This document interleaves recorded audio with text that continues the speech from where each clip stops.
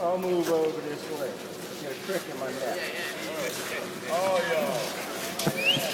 Tighten him up, Sidney. Over here. Keep him over here. How's everybody doing? That's you. Hey, y'all want to meet again Monday? Bring everybody in here. See if Bama gets to stand up here. Bama shows up. We want him. Hey, I hope it's a good game, man. We'll start off, and I brought this into the managers meeting. I got a little cheat sheet here. I can't tell you guys what to do with this information. I just want to give you the information because workers' comp kind of, we draw some parallels with things and we look at numbers. We do a lot of crunching of what happens over here. Right now, in terms of workers' comp, we're waiting on Jeffrey to have his surgery. The power outage the other day, he was scheduled for Tuesday or Wednesday, and they had a power outage. I guess y'all all know about. So his surgery was delayed. Right now, in terms of cost workers' comp, our injuries have been about $111,000 between us and Houston for the year so far. Not bad, fellas, believe it or not. We pay about $100,000 a month to workers' comp, somewhere around there. Possibly more at this point. So 50% of what happened to us in January, February, and March of this year. 50% of the accidents that wound up being comp claims, lost time accidents were January, February, and March. 50% of what happened to us in terms of accidents happened an hour before break or an hour after break. And again, I don't know what to tell you guys to do with this. This is just the facts of our accidents, what time they happened. 50% of our accidents were hands and legs. Hands, we know are a big issue with us because we work with our hands, but we've talked lately about transitioning on and off of equipment, watching uneven walking and working surfaces. So 50% of what happened to us is our hands and our legs, our ankle, knee, we're calling it the whole ball of wax.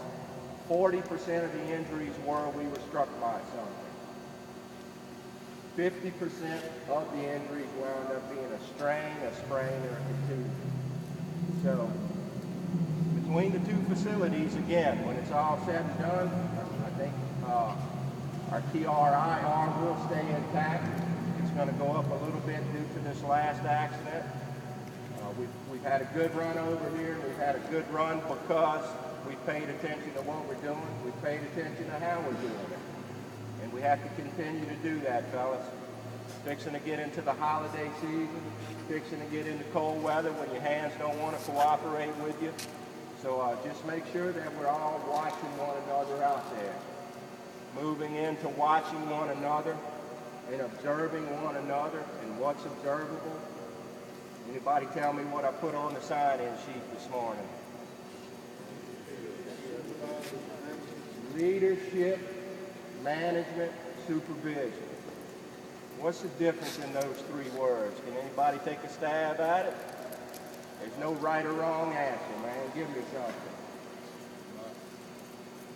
You don't have to be a manager or a supervisor to be a leader. You don't have to be a manager or a supervisor to be a leader. You can come to work for us today and be a leader on this yard. Management and supervision is kind of a title that's bestowed on you within the organization that you work for.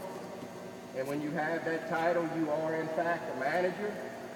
You are in fact a supervisor. The latter remains to be seen. It's what you do. Not what you say in front of people. It's what you do. How you handle your business. That makes you a leader. And we all should be leaders. I went to a Chevron seminar with Bill Halloween across the lake. Chevron's a big customer to us. This is getting tighter and tighter with what is expected of us and expected of our safety department to get work for these people. As John Greaves calls it, our safety record is our license to work for these companies, and there's no truer statement. So we all have to be leaders because we're seeing on a daily basis that we've got clients coming into this yard, and we've got clients that are going to be staying in this yard when we're doing projects. And believe it or not, That's a good reason to do it, but that's not the best reason to do it. The best reason to do it is because if you're a leader and you're concerned how people perceive what you do and you know they're watching you, you do things right. You don't try to substantiate in your mind that the rules don't apply to me. They apply to all of us. And that's how you become a leader. And we have a lot of leaders over here, but everybody in this room is a potential leader. So go out there today and tomorrow and try. And it gets tough, fellas. It gets tough. But try to lead, and try and lead by example, because that's the important part. It's not what comes out of your mouth. It's not what you think. It's what you do. And it's what people see you doing. That makes a big difference out there. We've got a safety management system over here that the cornerstone of it is for me to watch you and you to watch me. That's what it says. You can go through that 700 pages of that safety management system, and that's pretty much the cornerstone and the gist of it. You stop me before I do something stupid, and I'm going to do the same for you. And we all understand that we're capable of doing it. But if I tell myself that I can do it because, then that's wrong. That's wrong. So the safety management system belongs to all of us. The leaders, the supervisors, the managers. I just wanted to make that clear today. It's all of us. Doesn't matter what your title is, an accident affects all of us. It doesn't matter what your title is, if you didn't check the date on the rigging and we have an incident with us, we're in trouble. It doesn't matter what your title is, if you didn't fulfill your obligations before you get started working and we run into an adverse situation, it always equates to money, to downtime, to eventually working your way into lost revenue because we have a TRIR that's not conducive to working for these people we work for. So, not a whole lot to do with the meat and potatoes of working out there, a whole lot to do with how our existence is handled here on this yard. Be a leader, fellas. It's not hard to do. Putting some thought into what you're doing, and again, I think we got more leaders on this yard than we have followers. So continue to do that and continue to teach one another the correct methods for getting the job done right. Continue to reinforce what the policies are on the yard. Continue to correct when there's something that's being done that's not conducive to the organization. What y'all got? I got one thing I brought up to the guys at the fab shop. These new type bulbs they got, low wattage light bulbs.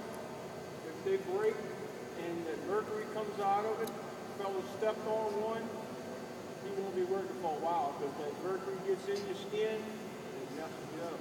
They claim you're not even supposed to breathe the air that comes out of the bulb. You're supposed to contain it in a plastic bag. They're very dangerous, so they're good to have, but it's got a while to happen. Nobody wants to be without a check for a couple months. Right. The bulbs that John's talking about, the mercury's very dangerous. Typically, if you break a light bulb, it's going to be because you dropped it on the ground. Typically, what most people would be inclined to do is go get the what? Vacuum. Now you got airborne mercury all in the room because you're exhausting out of the vacuum cleaner. And there's actually, I told John, I think it's a 4-page procedure on when you break one of these bulbs, how to clean it up. And in some states, it's a hazmat event. You're impressed upon to call a professional out to clean it up. A freaking light bulb, fellas, is what we're talking about. And then, of course, the danger to children, because children are closer to the floor. Their little nose and breathing apparatus is closer to the mercury. So be aware, man.